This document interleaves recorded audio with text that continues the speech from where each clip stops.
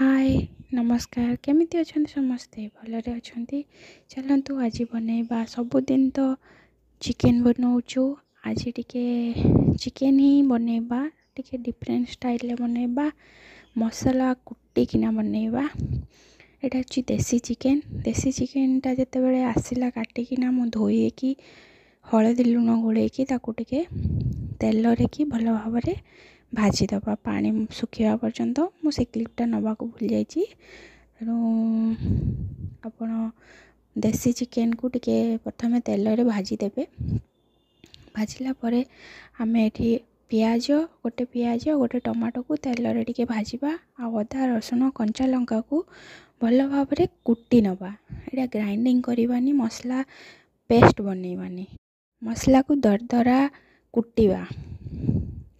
आपण पाखे शिल थी या जो मसला छेंचापी अदा जमती छोट जहाँ थी कि ताको छोट छोट पीस रे भी काटी पारे। ये भाया मसला गोटे कुटी नहीं आमे तेल आउ पियाज टमाटो को जो भाजी थुआ से टिके पकईदबा। देखु केते बढ़िया से मसलाटी हो गलानी दरदरा एमती रहिबो। से आमे हलदी गोटे चामच लंका गुंड गोटे चामच लुण गोटे चामच पकईकिना भाजीबा।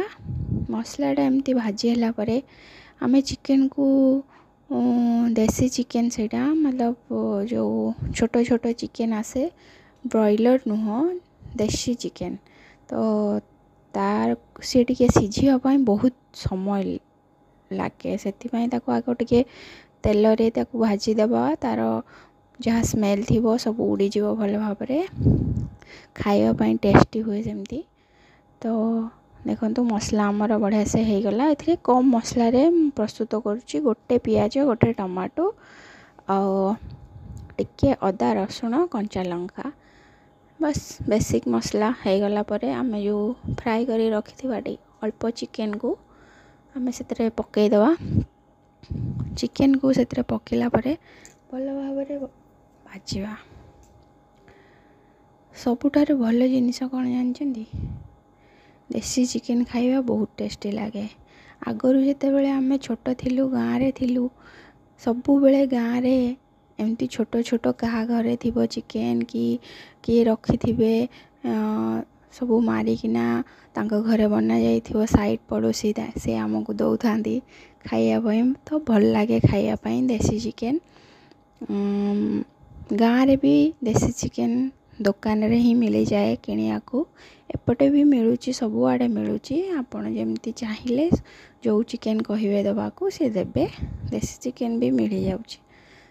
देखिए सिझिया पाई बहुत टाइम लगे तो ताको आमे मसला रे पकेकी भल भाव रे सिझेबा। ताको पानी दबा नहीं कहीं से भी पानी बाहर ये 5-10 मिनट देखो केते बढ़िया से आमर चिकेन फुटी गलानी। गोटे साइड ताको उल्टे दबा अल्प मसला रे आमे बनैबा से चिकेन रु भी तेल थाए सी बाहर से तेणु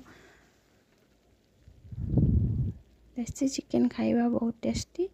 एथिरे आमे आलू दीटा पकईदबा काटिकिना आलू बिना तो आलू टिके लेट रे पकेबे तबे चिकेन अल्प सिझी आसला परे आलूटा पकेबे कहीं चिकेन लेट लगे सिझिया पाई तो आलू भी लेट प्रथम रू पकईदेले भांगी ही जीवो से लेट रे टिके पकईले अल्प अल्प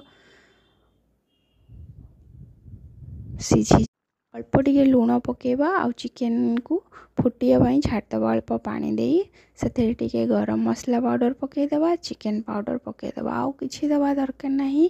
एमिति सिंपल साधा वे रे बनातु चिकेन करी।